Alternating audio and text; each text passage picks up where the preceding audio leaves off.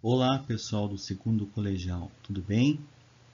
Vamos começar a nossa terceira aula de História. Nós vamos falar agora do Brasil Colônia, Sociedade Açucareira.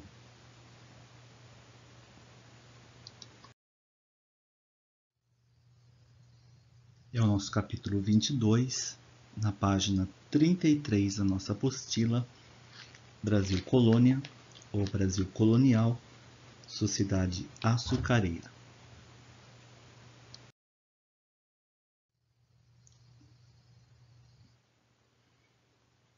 Nós vamos começar analisando essa figura, essa gravura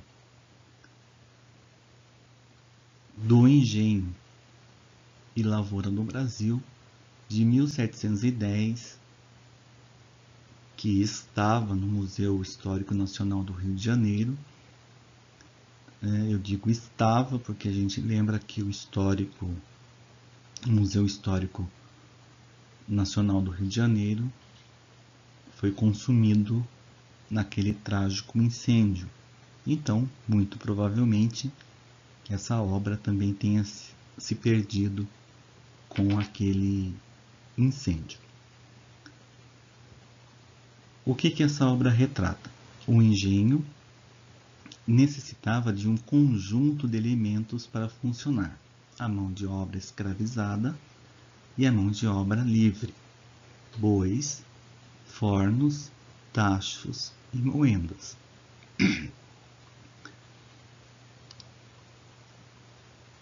Nessa figura, a gente tem então um engenho de açúcar. Nós vamos encontrar aqui um conjunto de elementos que formam um engenho. Hoje a gente costuma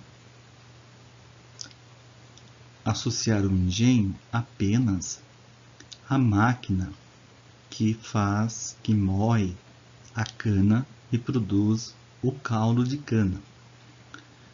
Mas no Brasil colonial, o engenho era, na verdade, um conjunto de elementos que fazia funcionar a produção açucareira na colônia. Esses elementos são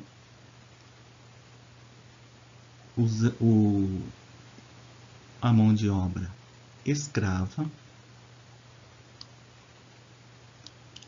a mão de obra livre,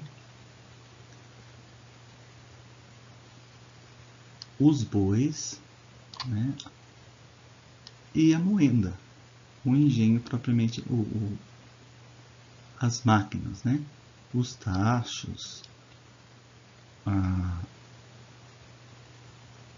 os vasilhames que eram utilizados para se colocar o caldo de cana e depois levá-los para o forno e para produzir o açúcar. Então a gente tem um conjunto de elementos que, somados, vão resultar no engenho colonial do Brasil na produção açucareira.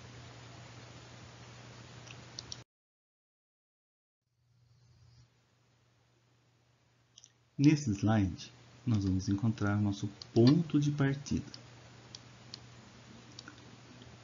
Qual que é o nosso ponto de partida? Após a exploração do pau-brasil, Portugal decidiu pela instalação de engenhos para a produção de açúcar na colônia. Nós estudamos no capítulo anterior que o Brasil foi ocupado a partir de 1532 por conta das invasões estrangeiras no litoral brasileiro e porque acabou o comércio lucrativo com as Índias, né? Entrou em declive. Não acabou totalmente, mas entrou em declive. E aí o Brasil precisava de uma nova fonte de renda. Então nós temos a extração de pau-brasil, E depois, a gente vai encontrar muito depois, a produção de açúcar. Com base na gravura do slide anterior, do engenho de açúcar, traçando o paralelo entre o que ele representa e as informações a respeito do pau-brasil contidas na unidade anterior, produza um texto apontando as diferenças de investimento que o rei de Portugal foi obrigado a fazer para o estabelecimento da economia açucareira. Então, nós vamos encontrar aqui uma diferença de investimentos. No primeiro, vou dar uma dica para vocês. No primeiro, nós tínhamos a exploração de pau-brasil. Então, era uma exploração. Não era tão difícil assim para se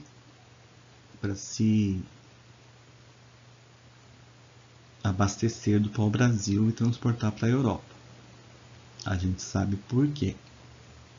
Isso já foi explicado no capítulo anterior. Vocês precisam dessas informações para responder essa questão.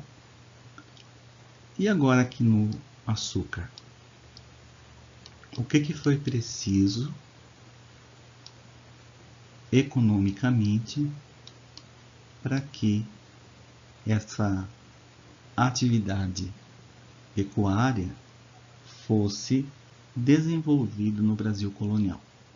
Então, vocês vão, com base nas informações do que a gente já estudou da exploração do pau-brasil e com base na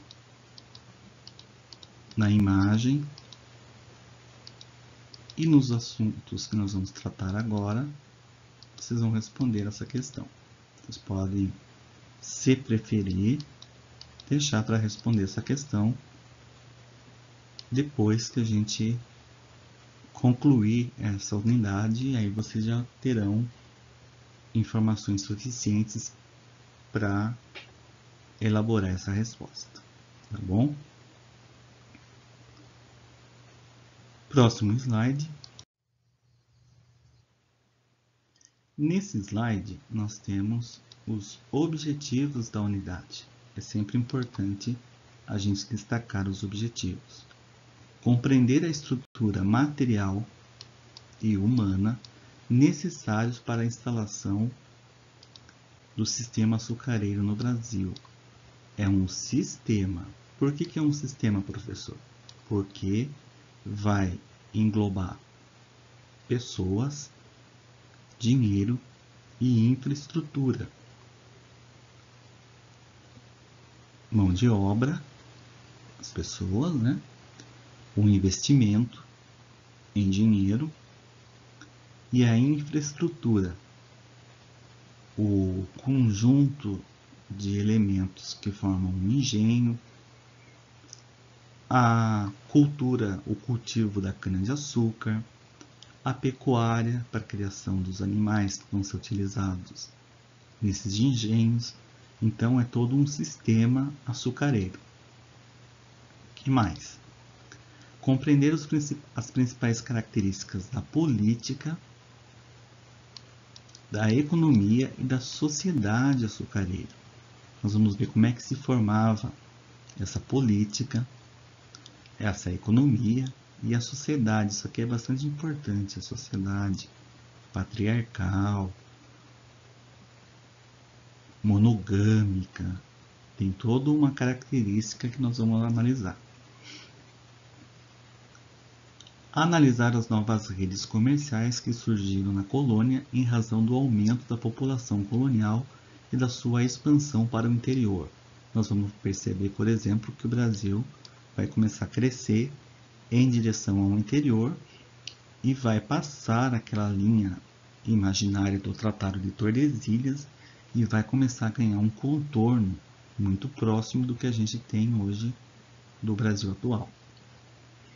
Identificar as principais características da sociedade brasileira no período açucareiro. Então, a formação da família do período açucareiro é importante. Conhecer os fatores que levaram os franceses e holandeses a se estabelecer no Brasil, destacando as relações com a política mercantilista europeia. Nós vamos ter aqui uma característica importante, a formação de colônias de franceses no Brasil, principalmente no Rio de Janeiro, e de holandeses no Nordeste brasileiro.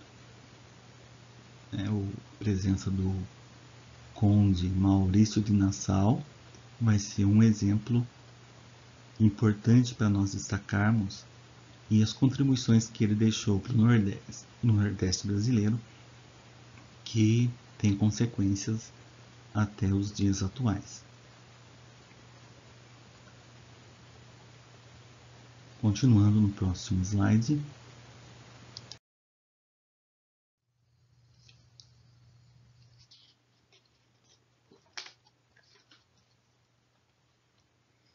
Página 34.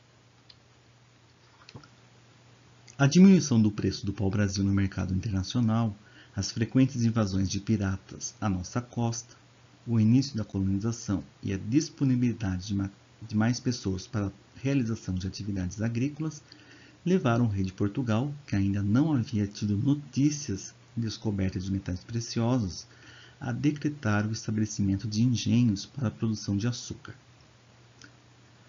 Essa unidade de trabalho tratará da sociedade do açúcar, sua cultura e seus modos de vida, da importância econômica desse período e também dos esforços de Portugal quanto à manutenção e à expansão do território.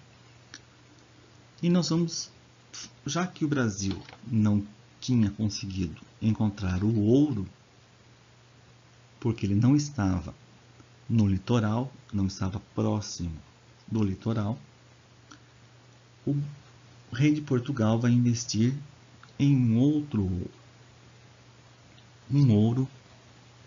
branco.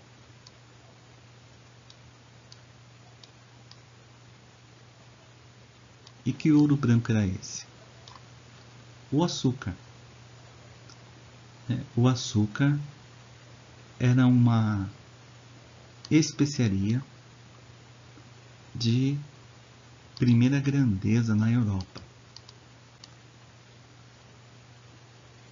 Tanto os portugueses como os demais europeus tinham necessidade do consumo, tanto do açúcar como do sal. São duas especiarias imprescindíveis para a sobrevivência humana.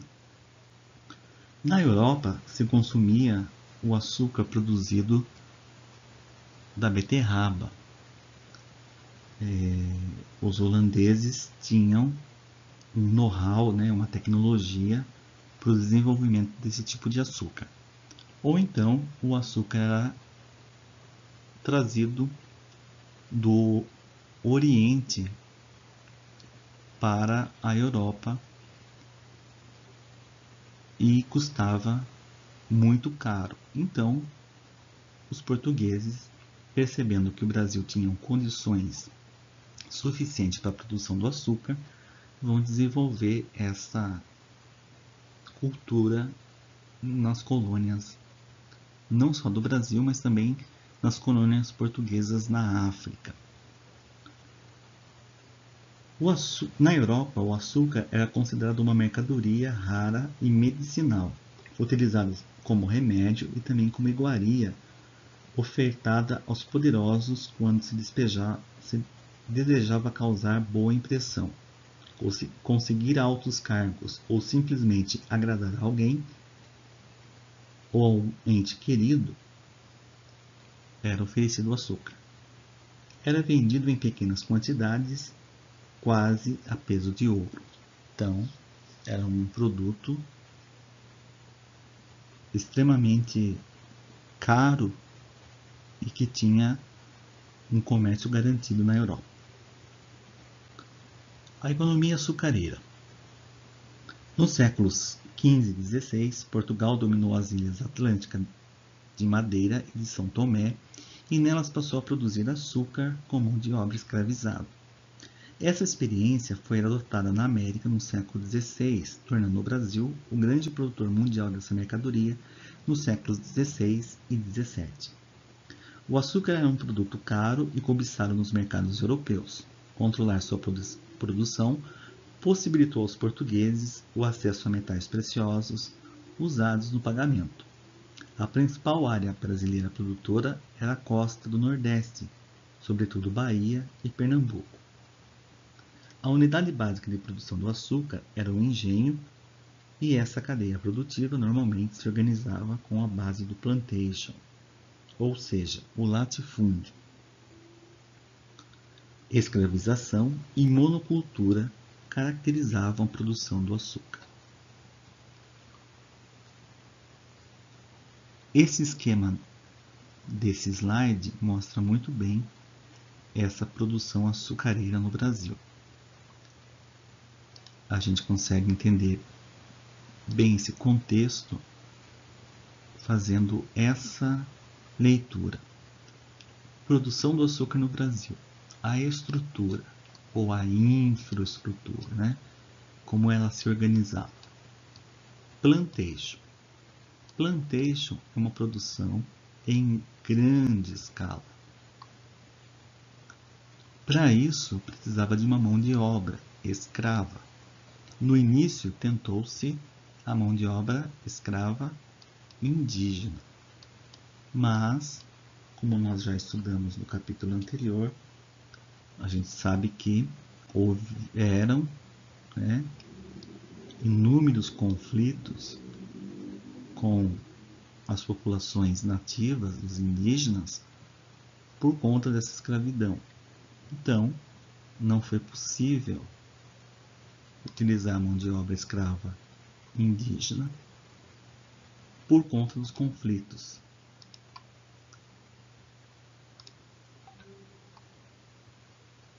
Um outro detalhe do sistema de plantation é a monocultura. Então, um só tipo de produção. No caso, a cana-de-açúcar. E o latifúndio, uma grande extensão territorial. Esses três elementos aqui vão resultar no sistema de plantation.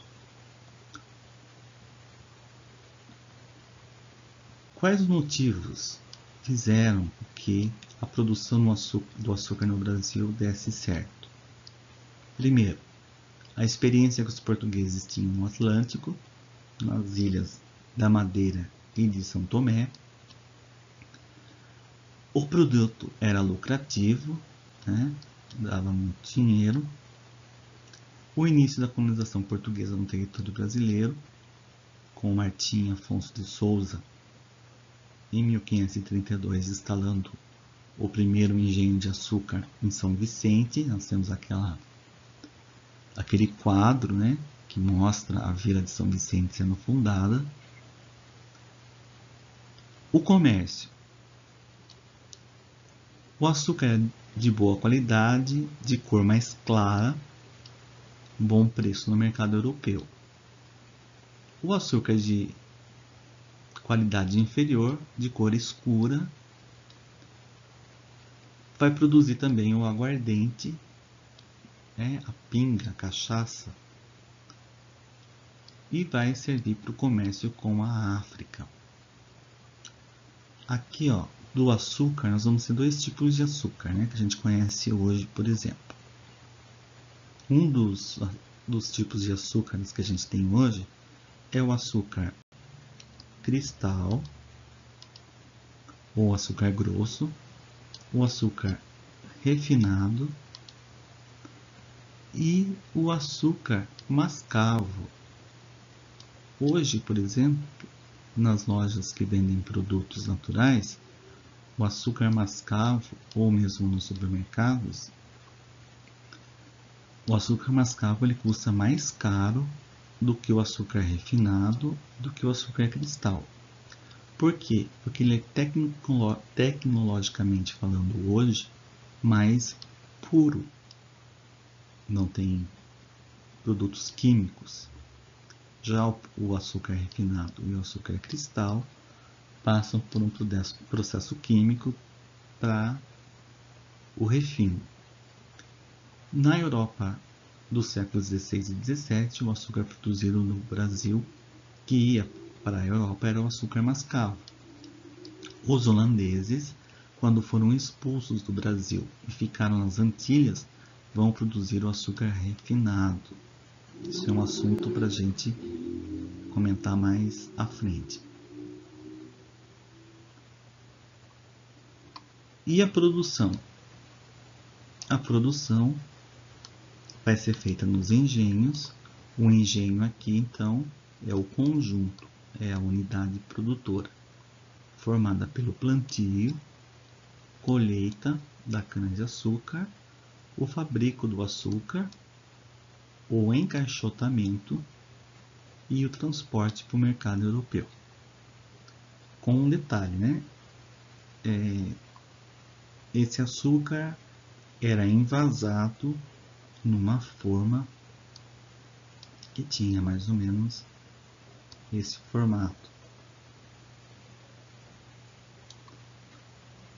Então eles formavam os chamados pães de açúcar. Por isso o nome do morro no Rio de Janeiro, Pão de Açúcar, né? Porque lembra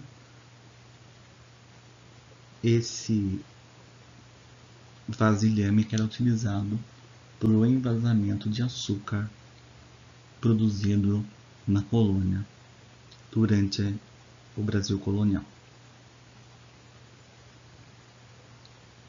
O próximo slide.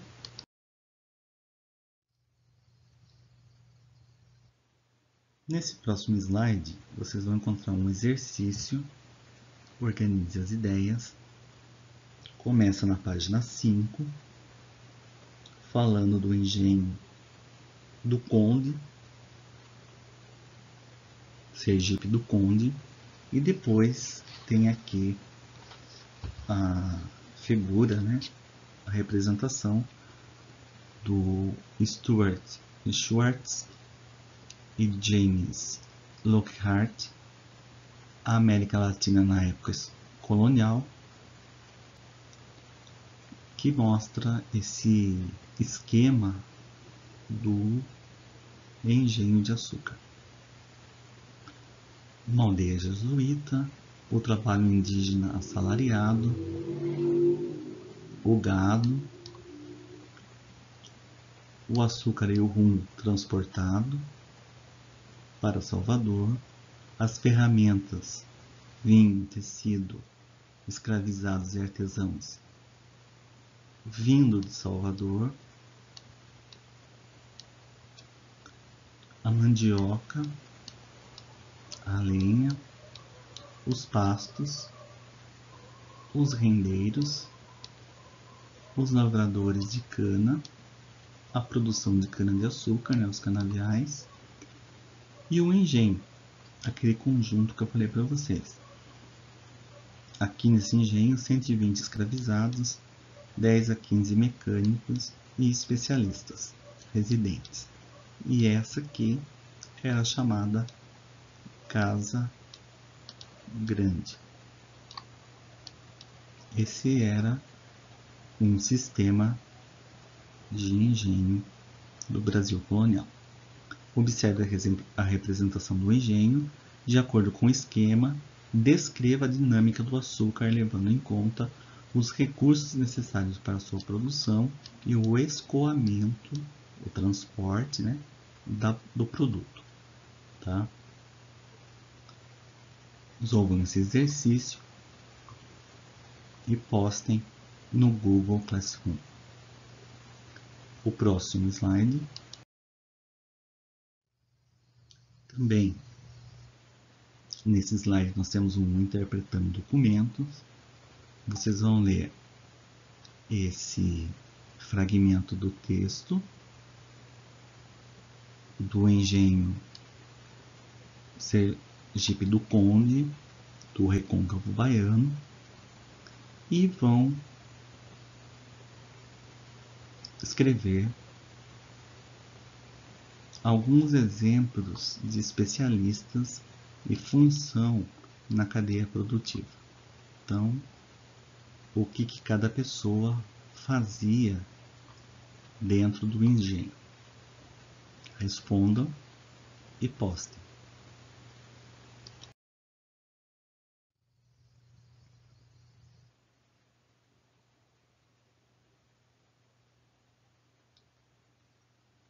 Parte significativa da economia colonial foi montada com base na mão de obra escravizada. A grande oferta de terras livres e a preferência pela produção em larga escala nas grandes propriedades tornavam a escravidão uma opção viável e desejada pelos colonos e pelo Estado português. Após a cana ser escolhida, escravizados ou indivíduos livres especializados trabalhavam nos engenhos, nas etapas do fabrico. Quanto mais claro o açúcar, melhor era a sua qualidade, o que significava poder ser vendido por um bom preço. O de pior qualidade, com coloração mais escura, era utilizado para a fabricação de aguardente, importante mercadoria utilizada no comércio com a África. Depois de seco, o açúcar era encaixotado e levado ao porto mais próximo para ser despachado para Portugal.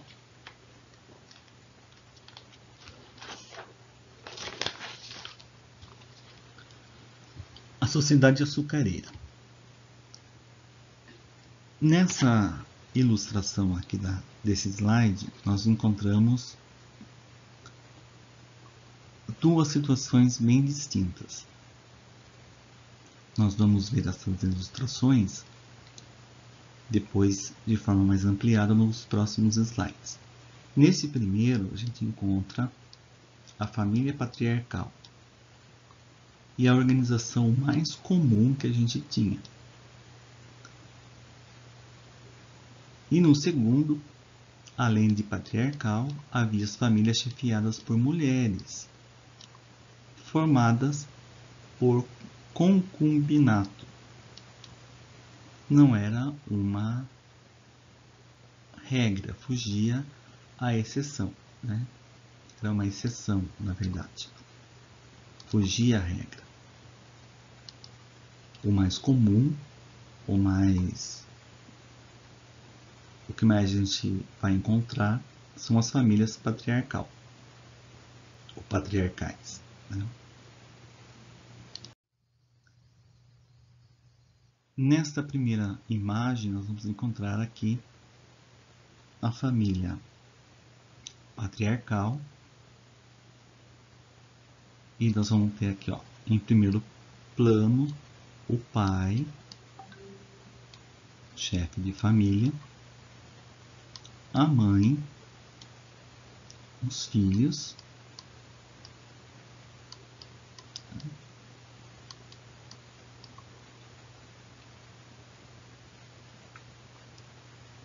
e aqui os escravos. Então, nós vamos encontrar no primeiro plano sempre o homem, o chefe da família, depois a esposa e seus filhos, provavelmente aqui a mucama, e aqui os escravos. Era uma forma, essa disposição do quadro, dessa gravura, ele já mostra como que as famílias eram pensadas no Brasil colonial, de que forma que elas estavam dispostas para a sociedade, apresentadas para a sociedade. Então a gente tem aqui, a posição dos membros da família na imagem ilustra o patriarcalismo do período colonial. Ao homem cabia o papel de chefe e condutor, está conduzindo. a família. Essa é uma gravura do Henrique Chamberlain e do John Clark. Uma família brasileira, um quadro de 1821, que está na Pinacoteca do Estado de São Paulo, na cidade de São Paulo. Esse próximo slide mostra aquela família chefiada por uma mulher que era uma exceção, nem sempre isso acontecia, né? E como sempre, a gente vai encontrar aqui a figura do escravo ou da escrava como um serviçal da família. Aqui nós vamos encontrar um pintor importante que retratou o Brasil colonial e que a gente consegue praticamente explicar o Brasil colonial quase que inteiro só através das suas figuras. Eu particularmente tenho um apreço muito grande por ele, que é o Jean-Baptiste Debré. É extremamente importante as obras dele porque ele retrata o Brasil através das suas gravuras em diversas situações. Então aqui a gente tem a família pobre recolhendo o produto de trabalho da negra velha que carrega a água. Uma pintura, né, uma aquarela sobre papel de 1827. Museu Castro Maia, no Rio de Janeiro. As obras do Jean-Baptiste Debré estão espalhadas pelo Brasil e até fora do país, em coleções particulares e coleções públicas em diferentes lugares, né? Eu tive a oportunidade de conhecer algumas na exposição Brasil mais 500 anos e algumas importantes ilustrações que retratam a história do Brasil. De acordo com a historiadora Sheila de Castro Farias, pesquisas recentes vêm demonstrando que muitas famílias eram chefiadas por mulheres. No entanto, predominam na região sudeste as famílias conjugais, casais com ou sem filhos. Na imagem de Debré, vê-se uma família pobre composta de mulheres dentro de uma moradia, bem simples, né? Nela é possível perceber a pobreza representada por elementos como o vaso quebrado, a ausência de mobília, os vestimentos simples, o chão batido, né, não tem piso, a porta com buracos, as paredes de taipa, de terra batida, né, taipa de pilão, os animais circulando do interior da residência, né, uma galinha aqui, um gato.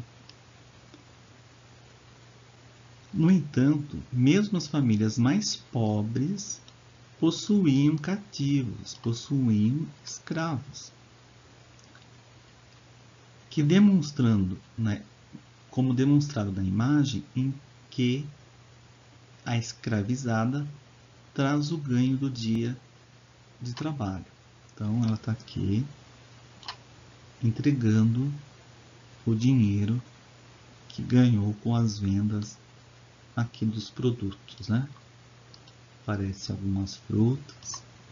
Aqui o Debré retrata que ela carregava água.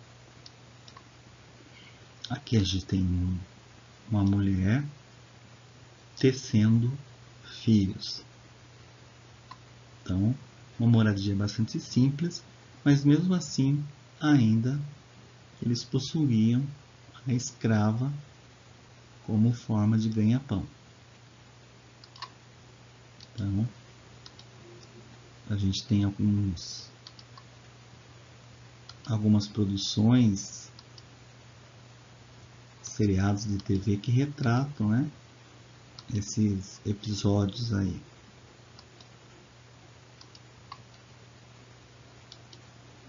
Mesmo sendo pobres, eles ainda possuíam seus escravos.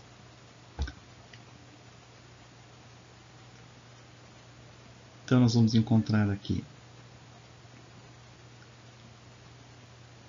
em suma, né, em resumo, uma sociedade patriarcal, onde o pai conduzia a família, poucas famílias chefiadas pelas mulheres, e nós vamos encontrar alguns casos de concubinato, né? As concubinas, mulheres que eram amantes de alguns homens que já eram casados. Em virtude do tamanho do Império Português, muitos homens deixavam a esposa e os filhos no reino, lá em Portugal, e acabavam se casando novamente nas colônias. As práticas de concubinato, ou seja, a relação entre um casal cuja união não foi sacramentada pela Igreja, também eram recorrentes. Por muito tempo associou-se o concubinato ao desregramento sexual. Entretanto, casar-se costumava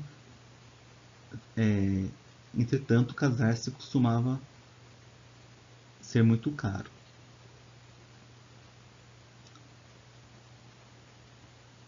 Nas famílias dos proprietários de grandes engenhos, o patriarcalismo tinha características bem definidas.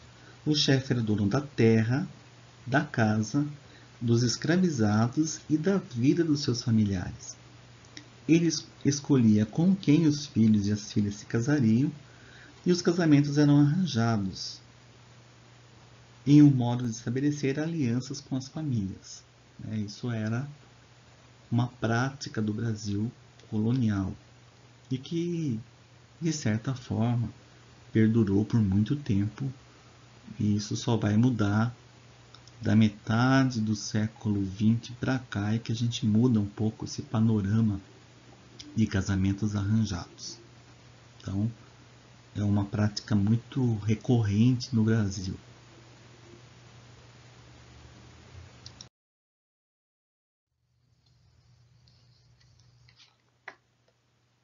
A escravidão africana no Brasil. Nos primeiros séculos da colonização, a escravidão africana, preponderante nas regiões agroexportadoras como o Nordeste açucareiro no século XVII e a região da mineração no século XVIII. Então nós vamos ter uma escravidão preponderantemente africana. No Brasil, a reprodução natural dos escravizados era impedida pelas próprias características do tráfico realizado, pois desembarcavam muito mais homens adultos do que mulheres. Essa característica demográfica dificultava a formação de casais que pudessem ter filhos e formar famílias. Por muito tempo acreditou-se que os escravizados recebiam um tratamento brando e que, por essa razão, não tinham motivos para resistir à escravização. Contudo, pesquisas recentes demonstram que os escravizados resistiam de várias maneiras. Fugiam, formavam quilombos, revoltavam-se, assassinavam senhores e feitores, cometiam suicídio, quebravam instrumentos e ateavam fogo nas fazendas. Enfim, atacavam o quanto podiam os interesses senhoriais. Nesse sentido, a negociação cotidiana deveria fazer parte da dinâmica das relações entre senhores e escravizados. A escravização durou muito tempo no Brasil. Essa longevidade pode ser explicada pelo fato de que qualquer pessoa podia ter posse de escravizados. Nas áreas de plantation, a propriedade era mais concentrada nas mãos dos senhores de engenho, mas nas áreas de produção para abastecimento e nas cidades, a propriedade de escravizados era mais pulverizada. Desse modo, diversos brasileiros figuravam como proprietários, tornando a escravização um valor social enraizado. Muitos brasileiros perceberam no tráfico um negócio muito lucrativo e constituíam grandes fortunas, nesse comércio. O fumo e a aguardente eram produzidos no Brasil, o tecido era fabricado nas possessões asiáticas e os escravizados eram promovidos na África. Desse modo, as colônias do Império Português conectavam-se comercial e culturalmente por meio da ação dos comerciantes. Então, nós vamos encontrar aqui, como um resumo desse tópico, as seguintes características importantes. Então, nós vamos encontrar a duração. A escravidão de africanos do Brasil começa lá no século XVII e vai terminar no final do século XIX, em 1888. Então nós vamos ter um longo período de mão de obra escrava no Brasil. Ela vai terminar oficialmente, mas extraoficialmente a gente sabe que as consequências da escravidão elas perduram até hoje. É um tema que a gente pode aprofundar melhor depois numa aula presencial. As atividades no engenho, no cultivo de alimentos, para subsistência, criação de animais, no transporte, no comércio, nos serviços domésticos e depois, quando a produção de açúcar entra em declínio, nós vamos ter a reutilização desses escravos na mineração. O tráfico tornou-se um negócio muito lucrativo. Nós vamos encontrar africanos escravizando escravos, escravizando africanos, e vendendo-os para a América. Então a gente vai encontrar nações escravizando membros da sua própria nação, mas de tribos, de grupos étnicos diferentes, e vendendo como mão de obra para os americanos, tanto para a América do Sul, América Central e América do Norte. Mas o Brasil foi o que mais recebeu e mais durou essa escravidão. Foi o último país a abolir a escravidão no continente americano. Depois nós vamos encontrar aqui como outro fator importante essas formas de resistência. Então nós vamos ter fugas.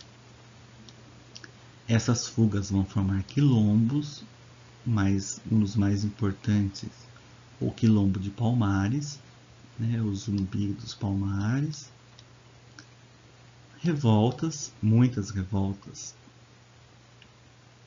da população escrava, assassinatos, suicídios, entre tantas outras atrocidades, castigos, mutilações, enfim, uma série de maus tratos aos escravos.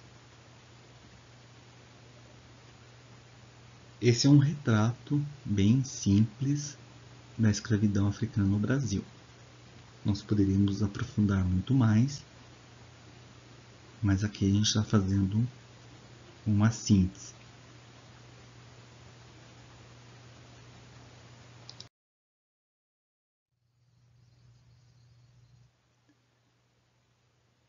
Nesse slide nós vamos encontrar duas figuras que retratam um pouco do cotidiano da população escrava no Brasil.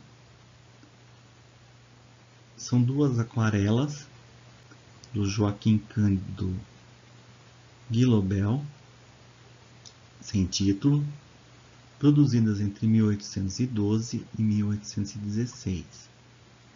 Coleção Cândido Guimarães de Paula Machado, uma coleção particular no Rio de Janeiro. Então nós vamos encontrar aqui: escravos eram submetidos a trabalhos variados, desde atuar nas lavras de ouro, na extração de ouro nas minas e nos engenhos de açúcar, até executar trabalhos domésticos e urbanos, como quitandeiros e vendedores. Então, vendedores de frutas ou de utensílios. Então, a gente tem aqui diferentes funções dos escravos. Ou eles eram utilizados para o trabalho doméstico ou no comércio, cuja renda era revertida para os seus donos.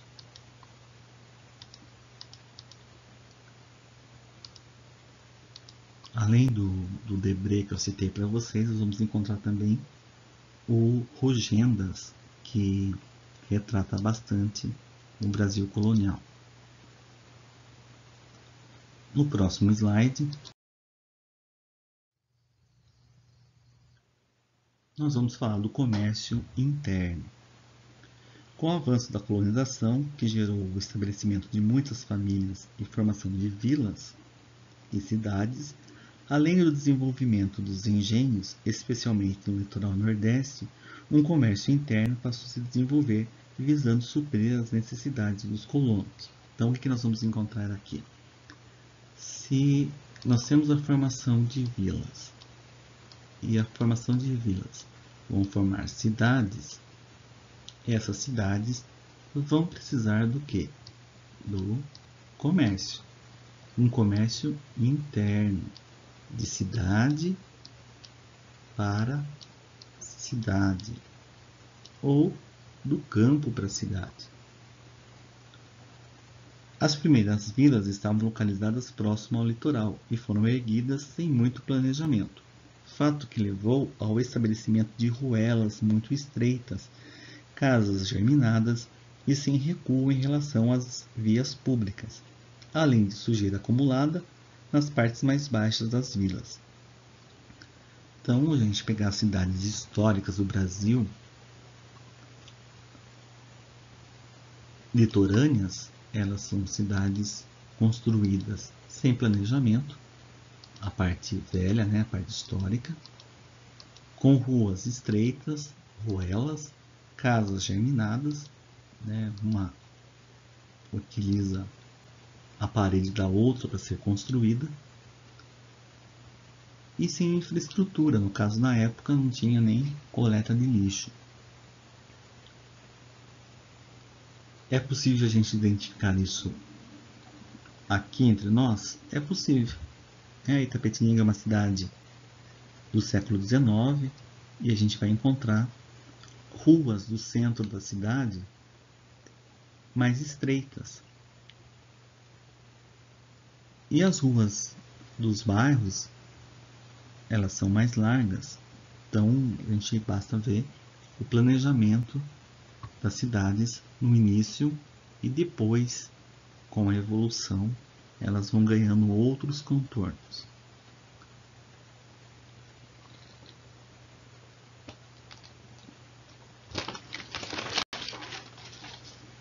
Na página 38, inicialmente a criação de gado era realizada em pequena escala nos engenhos.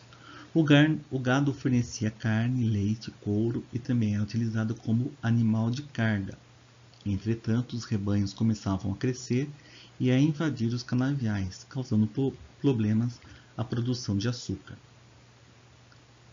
Como o rei de Portugal interessava a produção do açúcar em 1701, foi estabelecido um decreto determinando a transferência das fazendas de criação de gado para o interior, 10 léguas distantes da praia. Dessa forma, ocorreu uma separação entre as fazendas de produção de açúcar, de cana e as fazendas de criação de gado.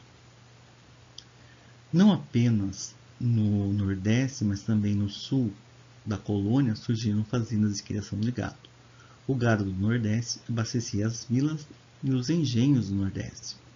O gado criado nas estâncias sulinas era levado até a feira de Sorocaba, onde era vendido para o abastecimento de vilas e cidades do Sudeste. O tabaco também era produzido e enviado à Europa para ser comercializado. Ele servia ainda de moeda de troca para a aquisição de escravizados na África. Nas vilas e proximidades surgiram hortas e locais de criação de porcos, galinhas, que serviam para o abastecimento dos comércios locais. As expedições de bandeirantes contribuíram para a exploração e o conhecimento do interior da colônia. Elas partiam em busca de indígenas para o trabalho escravo, de plantas medicinais e especialmente de ouro e prata. De acordo com muitos estudiosos da história do Brasil, os bandeirantes foram heróis desbravadores que colaboraram para a abertura de caminhos no interior e para o povoamento de terras interioranas. Aí existe uma série de controvérsias, né? Eu já vou falar um pouquinho sobre isso. Então a gente vai ter aqui o objetivo do comércio interno, necessidade dos habitantes das vilas e cidades, né? Fornecer os gêneros alimentícios básicos para a alimentação. Eles vão basicamente produzir a partir da criação de gado, carne, leite, couro, e o gado também servia para o transporte, o carro de boi. Só depois é que eles vão utilizar os cavalos e as mulas. Essa criação de animais, ela vai ter uma consequência, a interiorização das fazendas de gado. Elas vão ser construídas ou formadas a partir de 10 léguas do litoral. 10 léguas vai dar mais ou menos cerca de 15 a 20 quilômetros de distância do litoral. Hortas e criação de animais visavam o abastecimento dos comércios locais. Então a gente vai ter aqui uma hortifruticultura, né? Hortifrutigranjeiros.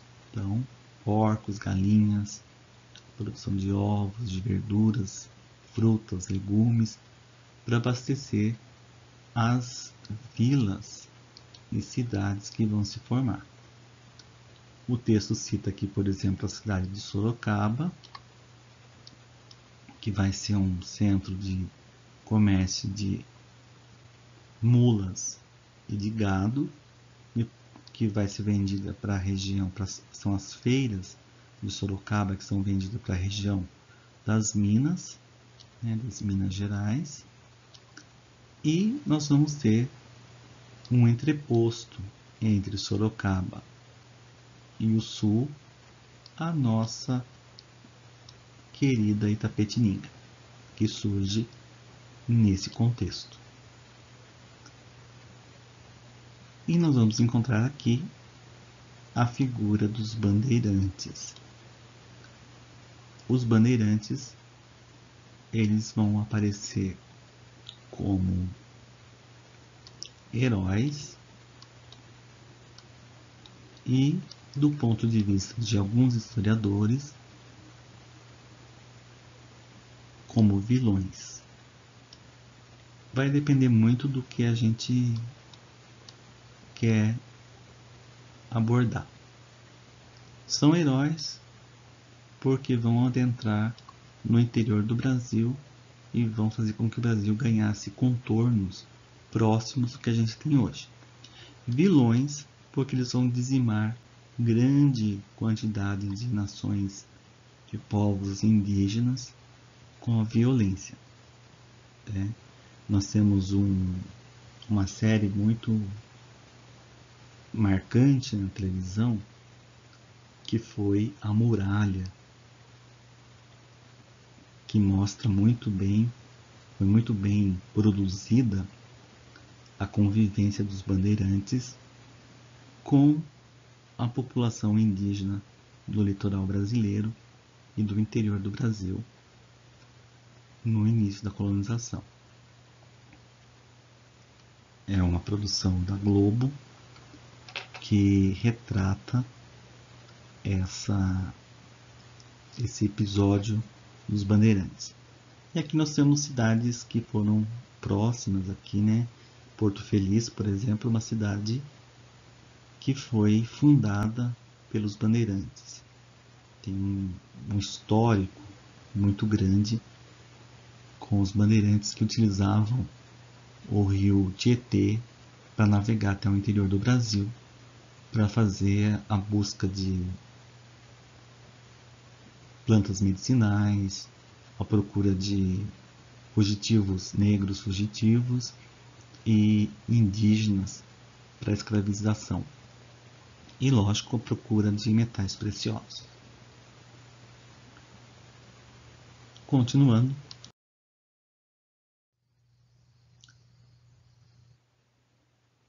Nesse slide, nós vamos encontrar aqui também uma figura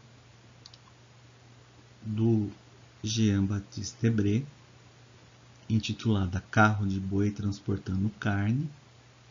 É uma aquarela sobre papel do Museu Castro Maia, no Rio de Janeiro. E aqui nós vamos encontrar, então, escravos, né, conduzindo aqui o carro de boi, né, com dois conjuntos, né, 4 bois puxando o carro que está carregado de carne. Ao fundo nós vamos encontrar os casarões coloniais, né, do estilo colonial. Lá à frente, no segundo plano, a gente tem também escravos transportando carne. Martim Afonso de Souza trouxe as primeiras cabeças de gado bovino para a colônia. Tomé de Souza, primeiro governador-geral, deu grande incentivo à criação de gado com o transporte de muitas reses, né, matrizes, para Salvador. Na obra de Debré, é possível observar a importância do gado para o transporte de carga e também na alimentação dos colonos. Por que o gado e não cavalos ou mulas ou burros puxando o carro aqui? Porque os bois eram mais dóceis, mais fácil de domar no primeiro momento. Só depois é que o gado é substituído pelo cavalo ou pelas mulas. Próximo slide.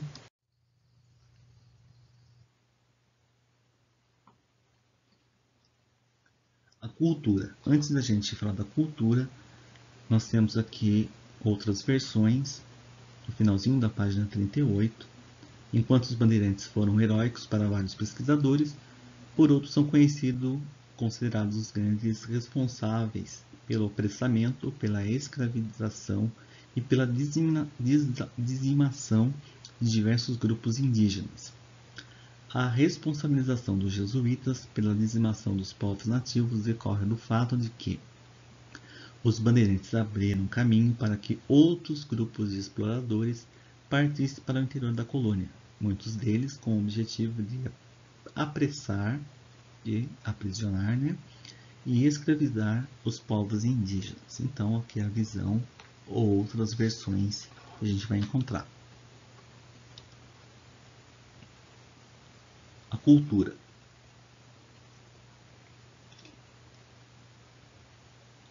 O catolicismo esteve muito ligado às diversas práticas culturais do período colonial, de 1530 até 1815. As festas religiosas eram momentos de demonstração, mas serviam também para afirmar as hierarquias sociais. O local onde o indivíduo se posicionava em uma procissão ou na igreja durante a missa espelhava a posição que ele ocupava na sociedade, a gente vai encontrar a posição que o indivíduo ocupava dentro da igreja, nos bancos da igreja, representavam a sua posição dentro da sociedade.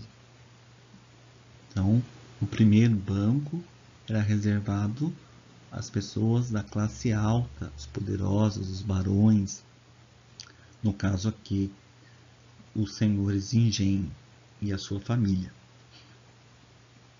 E a população simples, livre, ocupavam os bancos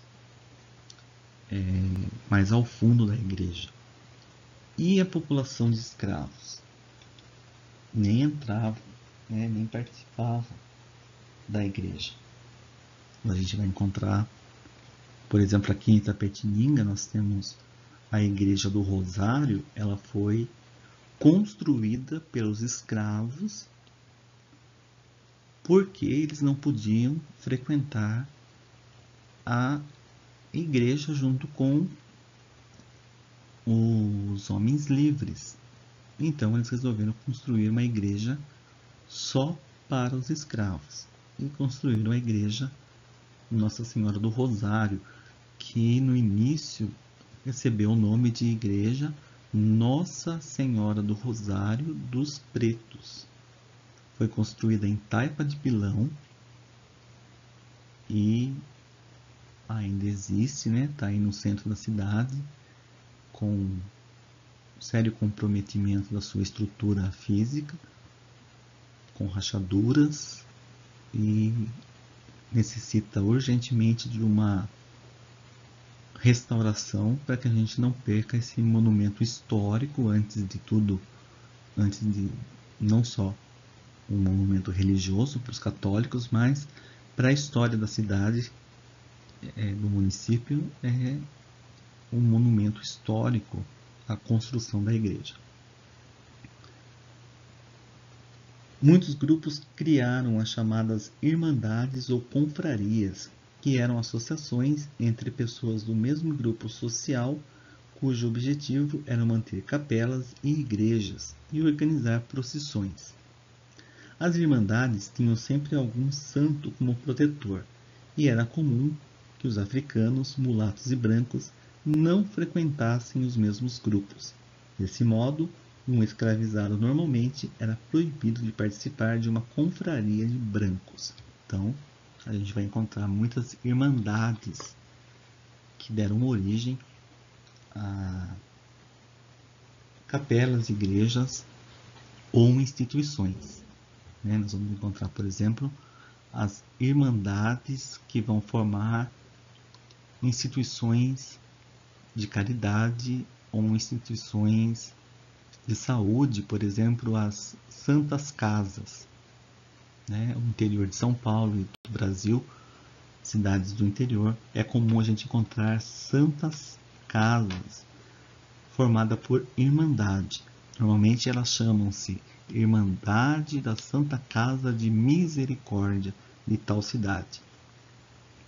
Nós tínhamos aqui em Itapetininga a Irmandade da Santa Casa de Misericórdia de Itapetininga, que hoje é o Hospital Dr. Léo Orsi Bernardes, mas que no início foi criado por uma irmandade religiosa de freiras.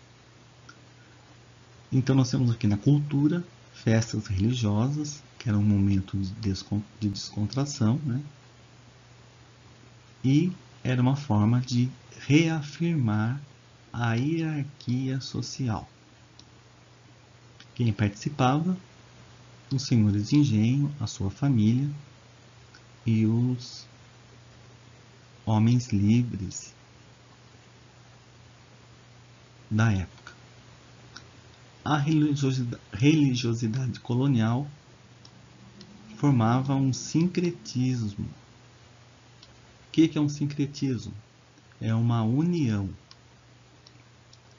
uma junção de elementos do catolicismo e de religiões africanas. Isso é muito comum, por exemplo, na Bahia. A gente vai encontrar o sincretismo religioso muito presente na Bahia.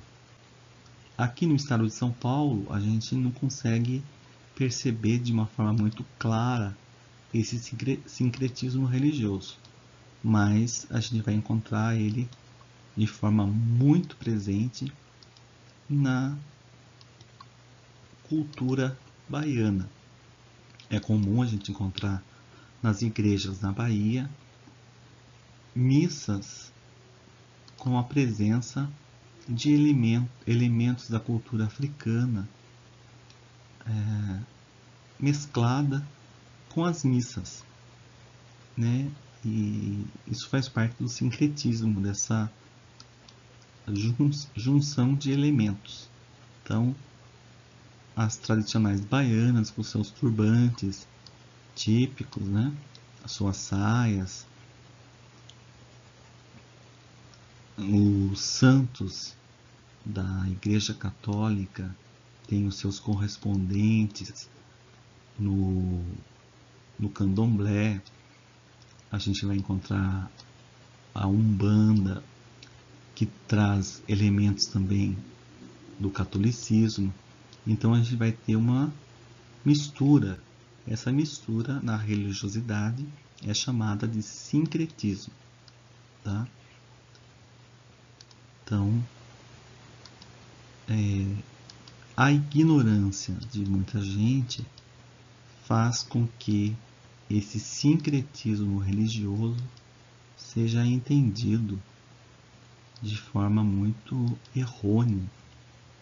E aí a gente tem uma série de preconceitos e de condenações indevidas com a prática de certas religiões, sem que a gente saiba, na verdade, a essência de cada uma delas.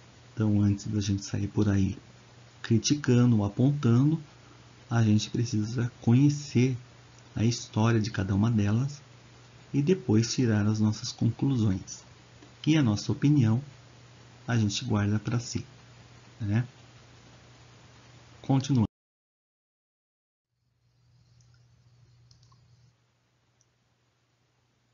Nessa imagem que está na página 39, nós vamos encontrar um desses elementos aqui, ó, do sincretismo religioso. Representação da coroação na festa de Reis. A festa de Reis é uma tradição da Igreja Católica.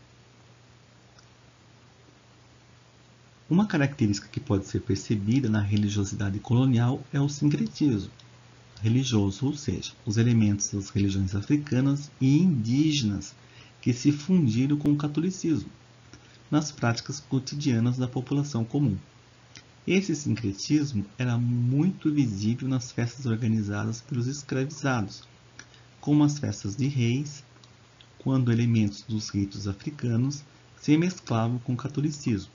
Então a gente vai encontrar aqui a dança e o uso de artefatos indígenas, né, cocares, por exemplo, vestimentas africanas e portuguesas, a dança e a religião fazem parte desse sincretismo religioso. E esse festejo, né, da festa de Reis, ela resiste ao tempo e a gente ainda encontra nos dias de hoje, bastante presente no estado de Goiás, por exemplo. No estado de São Paulo também, no interior, a gente encontra essas festas. Aqui a gente vai encontrar uma aquarela colorida de 1776 do Carlos Julião, intitulada Rei e Rainhas Negros na Festa de Reis, que está na Fundação Biblioteca Nacional, na divisão de iconografia no Rio de Janeiro. Então, é uma figura uma ilustração, né, uma aquarela importante e retrata esse sincretismo religioso.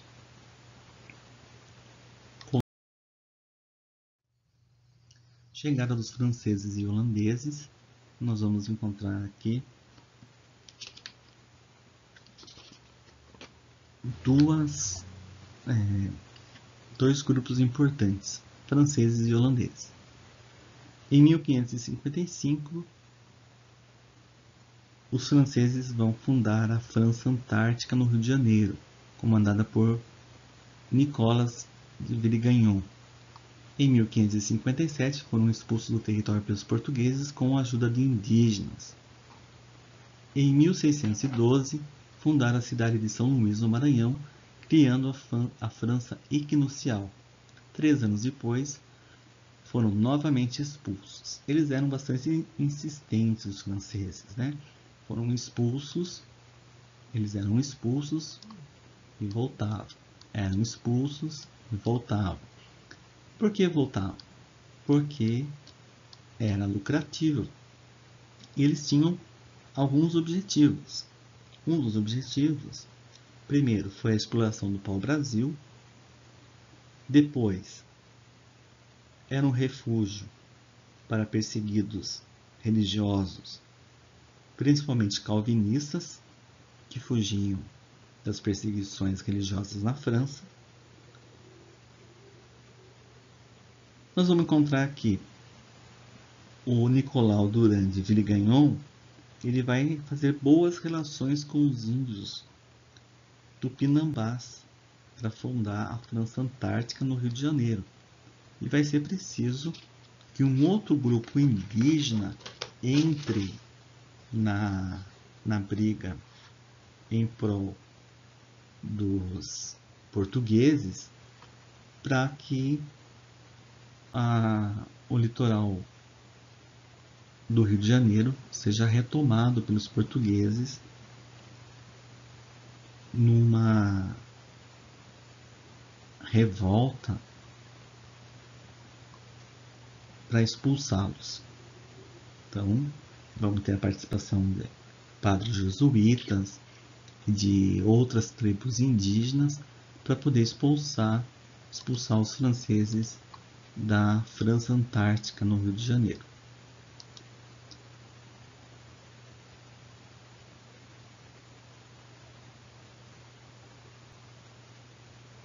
Depois nós vamos encontrar os franceses na costa do Nordeste, uma segunda tentativa de estabelecer a colônia no Brasil.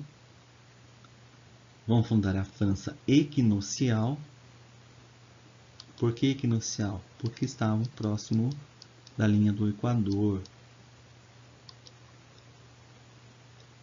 E vão formar o Forte de São Luís, que depois vai dar origem à capital de São Luís do Maranhão. E, com vários conflitos, acabam sendo expulsos definitivamente do Brasil. No próximo slide a gente vai encontrar um mapa mostrando essas incursões francesas.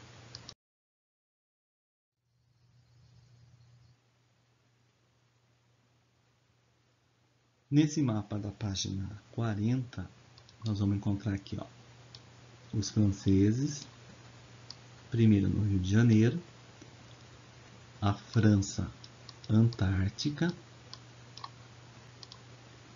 e depois a França Equinocial. Quando eles foram expulsos aqui do Nordeste,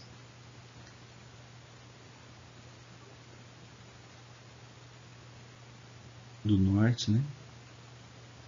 Da região Norte-Nordeste, eles saem de São Luís, mas não vão embora definitivamente para a França.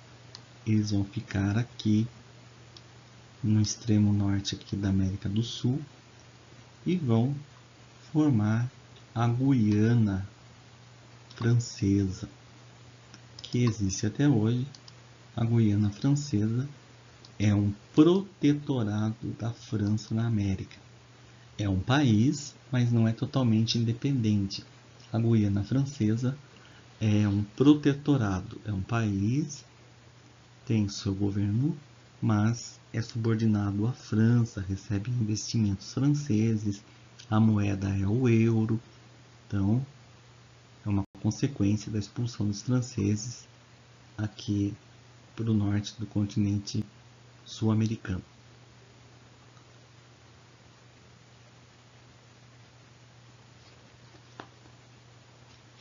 E o outro grupo que nós vamos encontrar aqui são os holandeses.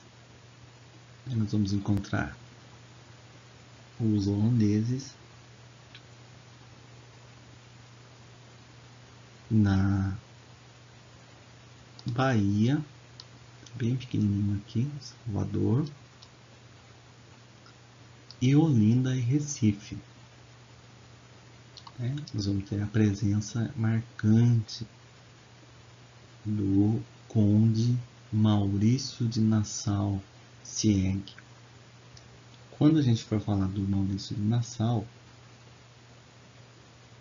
nós vamos dar uma ênfase maior aqui, e aí eu explico melhor para vocês sobre os holandeses. Próximo slide. No próximo slide,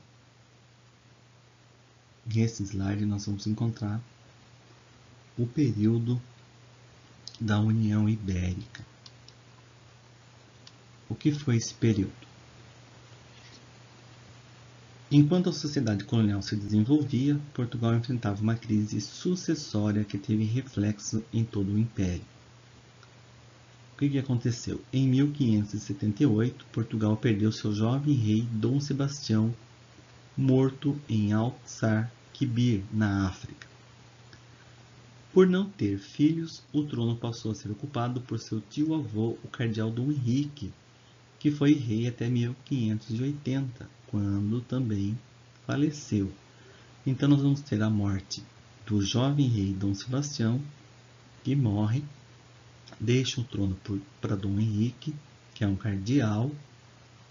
Um cardeal é um religioso da Igreja Católica. Então nós temos o Dom Sebastião, morreu. Passou o trono para o Dom Henrique. Dom Henrique era um cardeal. Como ele era um cardeal, ele não tinha filhos e também morreu. O trono ficou sem herdeiros. Portugal ficou sem rei, as colônias ficaram sem rei. O que vai acontecer? Na sucessão real foi levantado a árvore genealógica e o herdeiro mais próximo seria o rei da Espanha. Então, durante 40 anos, Portugal fica sob o comando do rei da Espanha. Então, esse período é chamado de União Ibérica. Península Ibérica, Portugal e Espanha se tornam um único reino.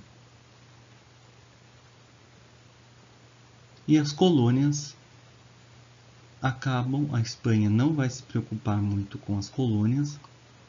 Então, a colônia do Brasil, por exemplo, vai ficar desprovida de um governo central. E com isso, as invasões, principalmente de holandeses, vão ganhar terreno. Nessa imagem a gente tem aqui a morte de Dom Sebastião inspirou movimentos sociais de cunho religioso em Portugal e no Brasil. Essa influência esteve presente até a República, no movimento conhecido como Canudos, o qual previa o retorno do rei para libertar os oprimidos. Então, quando nós estudarmos o movimento de Canudos, nós vamos ver que isso era um reflexo ainda da morte do Dom Sebastião lá em 1578. Em 1896, eles ainda estavam discutindo a sucessão do trono. Esse é um retrato, um óleo sobre tela, de Cristóvão de Moraes, retrato do rei Dom Sebastião de Portugal, feito em 1571, que está no Museu Nacional de Arte Antiga em Lisboa.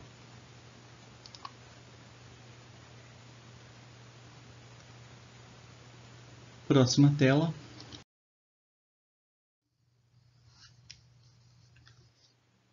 Chegada dos franceses e holandeses. Na verdade, a gente vai falar agora dos holandeses. Então, nós vamos ter alguns episódios importantes. De 1580 a 1640, falei 40 anos, na verdade são 60 anos, né?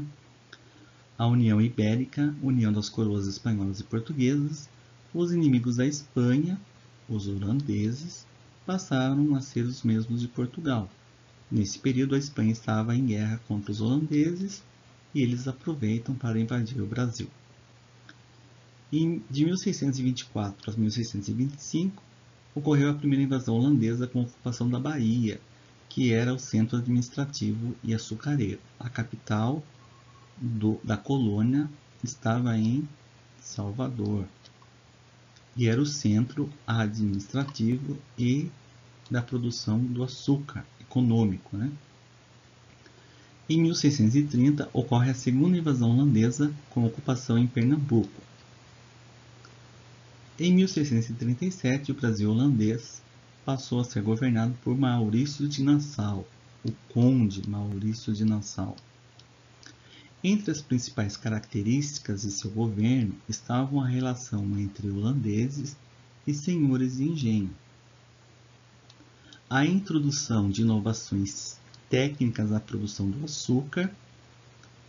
Lembra que eu falei lá no início que os holandeses dominavam a produção de açúcar na Europa porque eles produziam açúcar de beterraba. Então eles já sabiam a produção e o refino de açúcar, enquanto os portugueses ainda produziam açúcar mascavo.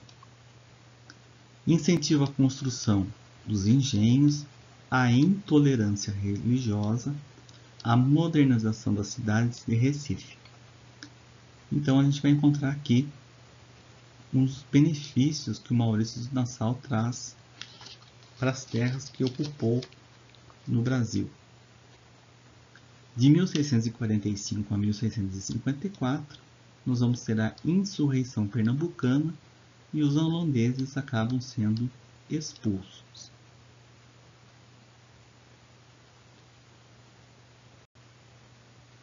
Então nós vamos encontrar vários movimentos, né? Um deles é justamente o fato de os holandeses criarem uma aliança com os senhores de engenho para financiar os engenhos e a compra de escravos. Então ele ganha a confiança dos senhores de engenho. A outra é a produção e o refino do açúcar. E a fundação do comércio das Índias Ocidentais, que era justamente para fazer esse comércio entre os produtores de açúcar e a Europa. E aí nós vamos encontrar todas as características importantes do governo do Maurício de Nassau.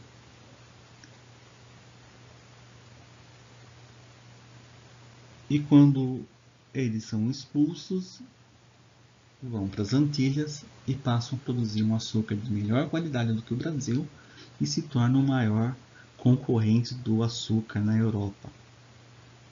E o Brasil acaba entrando em crise e depois parte para uma nova atividade econômica, que é a mineração. Vamos para a próxima tela. Aqui nós vamos encontrar uma pintura, óleo sobre tela, que está no Museu Nacional de Belas Artes, no Rio de Janeiro. Uma pintura entre os 1668 e 1670. Então levaram-se 2 anos para ela ficar pronta. Pintada pelo Jean Baden, aliás, Jean Baen, conde Maurício de Nassau-Sieg. Como governador da Nova Holanda, a Nova Holanda era o território ocupado pelos holandeses no Brasil. Maurício de Nassau-Sieg ampliou a área dominada pelos holandeses no Nordeste brasileiro. Ele estabeleceu indenizações para os senhores de engenho que tiveram suas propriedades avariadas pelas lutas que se seguiram após a chegada dos holandeses, e estabeleceu preços mais acessíveis para a aquisição de escravizados. É muito importante lembrar o interesse no aumento da produção de açúcar. Recebeu arquitetos, cientistas e artistas que promoveram estudos da nossa flora e fauna, além de registrarem as paisagens por meio de artes visuais, com o objetivo de otimizar o escoamento do açúcar. Maurício de Nassau-Sieg transferiu a capital de Olinda para o Recife, visto que contavam com um melhor porto. Isso vai gerar uma desavença que dura até hoje, né? Entre Olinda e Recife. Olinda era a capital de Pernambuco e o Maurício de Nassau, graças a grande parte das suas construções e do desenvolvimento que Recife vai ganhar, num futuro próximo, logo depois da sua expulsão, Recife passa a se tornar a capital daquela capitania, e até hoje existe uma rivalidade entre as duas cidades, as duas maiores cidades de Pernambuco. Elas têm uma importância histórica e econômica muito grande para o Nordeste, para o Brasil, e parte dessa história tem o Maurício de Nassau como mentor. Os holandeses tiveram grande influência no Nordeste, e a gente não pode negar que essa influência, embora tenha sido por uma invasão, ela foi uma influência positiva. Existe um livro e um estudo que fala, com um grande ponto de interrogação, que diz assim: como seria o Brasil hoje se tivesse sido colonizado totalmente e governado pelos holandeses? É um estudo, né? Uma análise que foi feita por um historiador do ponto de vista do governo holandês no Brasil. Então, o que seria de nós hoje se nós tivéssemos realmente sido governados pelos holandeses? E aí nós temos aqui uma figura bastante importante que fez parte desse cenário trazido pelo Maurício de Nassau, que vai retratar a fauna e a flora no Nordeste, que é o Franz Post. Na próxima tela. Antes de falar do Franz Post, vamos aqui a um resumo rapidinho. Então nós temos aqui resultados da invasão holandesa. O Brasil perdeu a hegemonia da comercialização do açúcar. O que é a hegemonia? O comércio único, né? O poder de fazer o comércio do açúcar na Europa. O que implicou na queda na produção. Não só na produção, como a queda do lucro. A concorrência das Antilhas, onde os holandeses passaram a produzir o açúcar refinado, né? Então nós vamos ter uma concorrência, e essa concorrência vai fazer com que o Brasil perca a sua hegemonia mundial da época.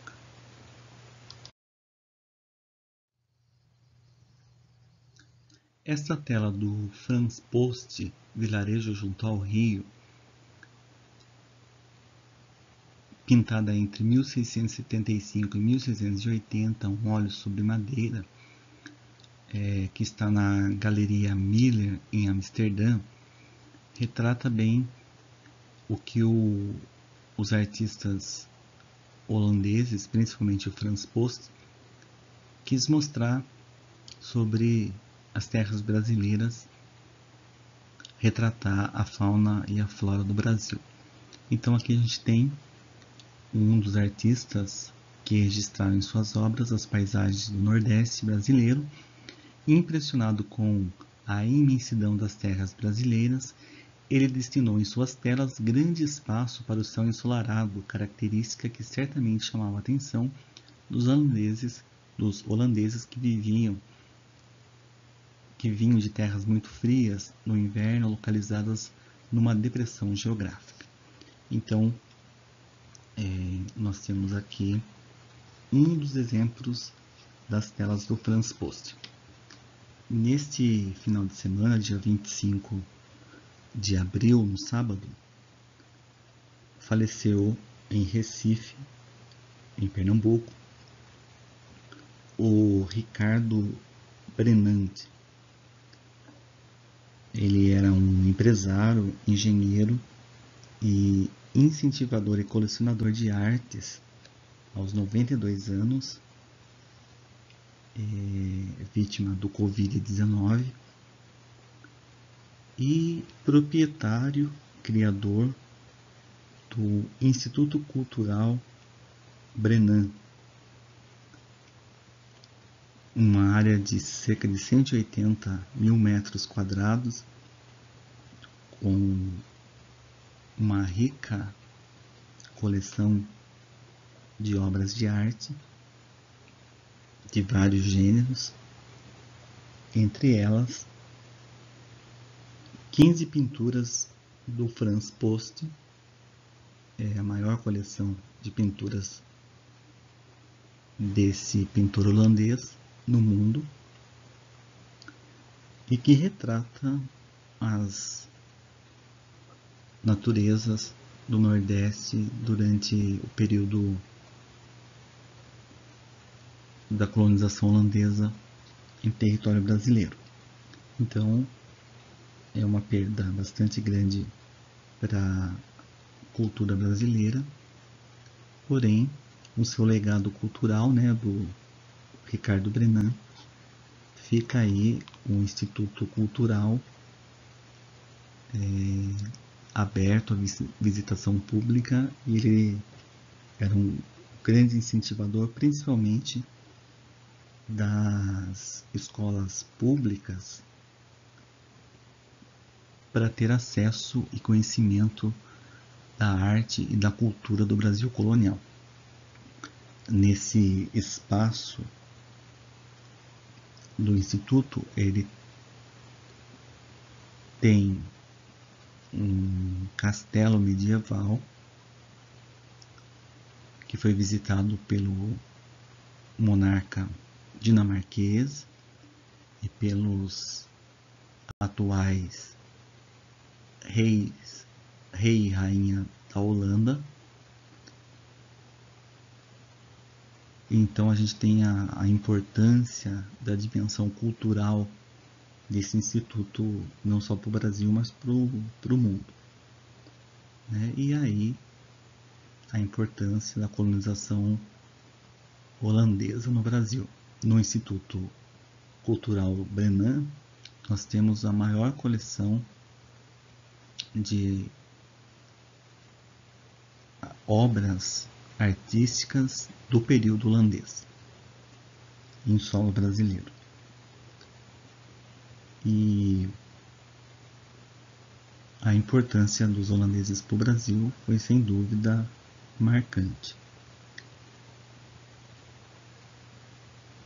Então acho que vale a pena vocês pesquisarem na internet outras obras do Frans Post para vocês conhecerem mais do que ele retratou da fauna e flora do território brasileiro, e com isso vocês se aprofundarem mais nesse tema. Aqui, essa tela a gente tem uma coloração um pouco fosca, mas ela é característica da época, principalmente também pelo fato da idade da tela, né? Ela é do século 17, então ela está um tanto quanto já envelhecida, e por isso a característica do brilho já mais fosco. Mas é importante retratar essa participação da família Brenan na conservação dessas obras. E um outro fato importante, que eu acho que é um título de curiosidade, é que a Holanda, desde o final do ano passado, oficialmente passa a se chamar Países Baixos. Né? Não, Holanda continua, mas apenas para título de cultural. Né? Mas oficialmente o nome do país passa a se chamar Países Baixos.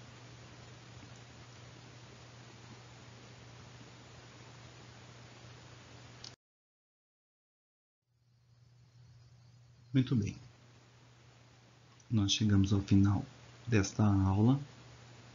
Nós temos aqui a hora do estudo e as atividades do livro de atividades. Vocês vão resolver na apostila e no livro de atividades e depois transcrevê-las para o Google Classroom.